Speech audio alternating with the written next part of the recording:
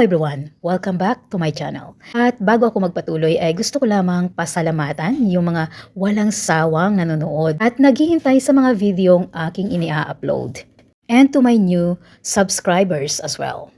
Though sa totoo lamang po ay hindi ako kumikita ng malaki sa pagbablog kong ito. Pero sabi nga, ang isang sintabong kita ay okay na kisa wala ka talagang kinikita. Ang mahalaga at ang pinakagusto ko talagang mangyari ay ma-share ko sa aking mga kababayan ang mga bagay na talagang totoong nangyayari dito sa Pakistan. Hindi lamang dahil ito ay nababasa o naririnig natin o napapanood natin.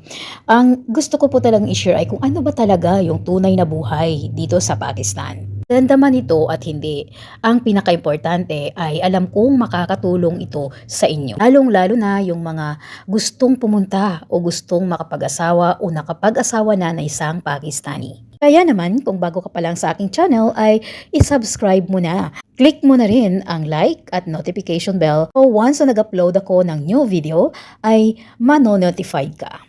Ngayong araw na ito ay pag-uusapan naman natin ang tanong na ito na maaaring tanong ng marami sa inyo. Lalong-lalo na yung mga may boyfriend na Pakistani online. Kahit pa nga sabihin natin na pangit para sa kanila ang tawagin kang girlfriend o boyfriend dahil hindi maganda ang kahulugan nito sa kanila. Pero hayaan na natin yon. Doon ay para sa kanila. Pero sa atin, dahil alam naman natin na hindi ito masama at wala itong masamang kahulugan, so okay na rin tawagin natin boyfriend ang boyfriend natin online. Na lamang natin gamitin ang mga salitang ito sa harap ng kapwa nila mga Pakistani. Dito na nga ang ating pag-uusapan. Kababayan ay 50 years old at ang Pakistani boyfriend online ay 60 years old. Sa age bracket nila, ito ay hindi na malaking issue. Although 10 years yung age gap nila, pareho na silang nasa middle age of life kumbaga.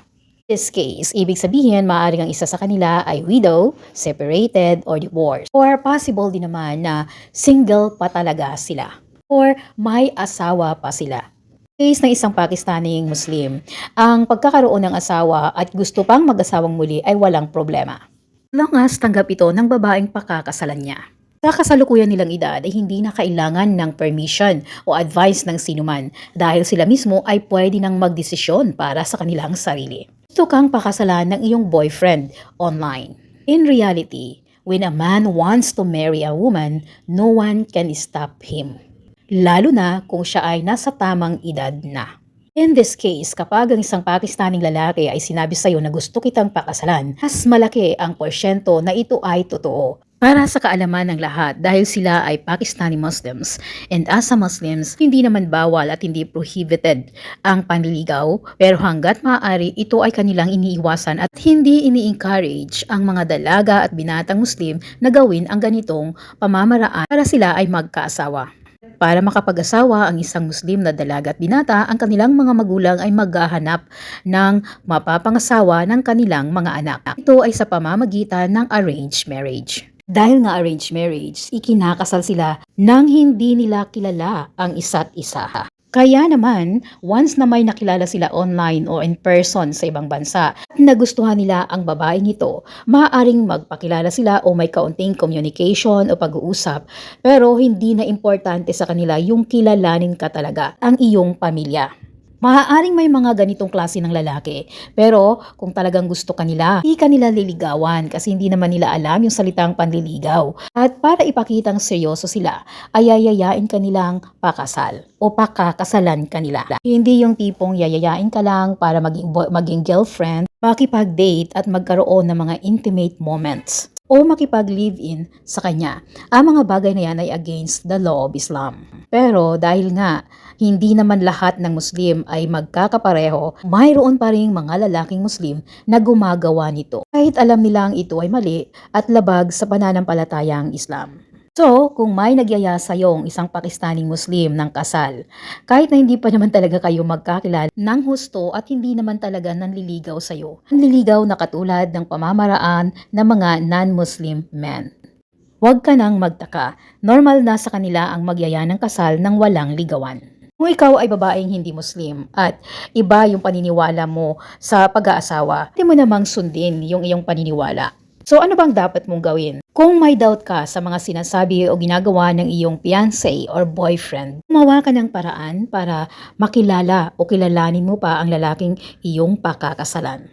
Keep it in mind, walang ibang makakatulong sa ating sarili kundi tayo mismo. So it is a big help to ask advices and help from the other people whom we know or we believe that can help us ma-enlighten yung ating pag-iisip at madagdagan pa ang ating nalalaman. Para po doon sa mga may boyfriend online na talaga yung trending ngayon. So hindi na natin yan mapipigilan. At marami din namang successful relationship at marriages na nagkakilala lamang online. Even though marami din ang hindi.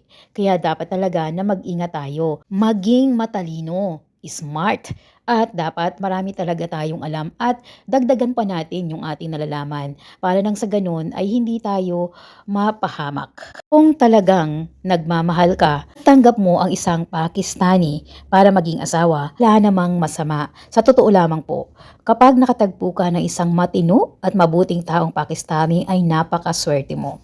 Isang Pakistaning matino, mabait at responsable, namumuhay sa pananampalatayang Islam. Open-minded, karamihan po sa kanila ay napaka-maalaga, loyal, and a good provider. Dahil nga walang nakakaalam o walang makakapagsabi kung ano ba talaga ang magiging buhay mo sa pag-aasawa ng isang Pakistani, ay kailangang ihanda mo ang sarili mo sa kung anumang mga challenges na maaari mong harapin sa buhay ng may asawang Pakistani. Naniniwala ako na ang edad, relihiyon, at ang iyong nationality o whatever kind of races you have, hindi hadlang para ang isang lalaki at babae ay maging mag-asawa. Doon na-observe ko din na dito sa Pakistan ay masyado nilang binibigyan ng pansin ang edad o gap ng edad ng nag-aasawa. Mas prepare nila na ang lalaki ay mas may edad kesa babae. Pero hindi ibig sabihin ay bawal na mag-asawa kung ang babae ay mas matanda sa lalaki. Mayroon din pong mga cases na mas matanda ang babae sa lalaki. Yun nga lamang, kapag arranged marriage ang pag-uusapan natin, ay talagang ang mga magulang ay mas pinipili nila yung mas matanda ang lalaki sa babae. At dahil mas marami ang ikinakasal o ina-arrange na kasal dito sa Pakistan at kadalasan ito ay nagaganap within the close family members like first cousins, cousins, or third cousins, as long as they are relatives, ay hindi ito malaking issue as long as payag ang dalawang panig, walang problema. And this is all for today. So kung ang problema nyo ay inyong edad, wala po yung problema as long as kayong dalawa ay nagkakaintindihan. At kung ang isang Pakistani Muslim ay bigla ka na lamang niyayang pakasal nang walang ligawang nangyayari, yan po ay normal na lamang. Kung sa palagay mo ito ay hindi tama, then gawin mo yung gusto mo. Sabihin mo sa lalaking ito na hindi ka pa ready at kailangang kilalanin muna kita. Maging handa kayo pareho. Kung ang boyfriend mo ay dito sa Pakistan at ikaw ay nasa Pilipinas o nasa ibang bansa at plano nyong magkita sa Pilipinas o gusto mong ang boyfriend mo ay pumunta sa Pilipinas, paano nga ba? Una po sa lahat, ang maaari niyang gawin ay magkaroon ng visa. At marami naman pong klase ng visa. So pag-uusapan natin sa susunod nating video kung ano bang mga visa ang pwede niyang gamitin para pumunta sa Pilipinas. At ito lamang para sa araw na ito. Thank you so much for watching. At if you are new to my channel, again, please subscribe. And see you on my next video. Bye!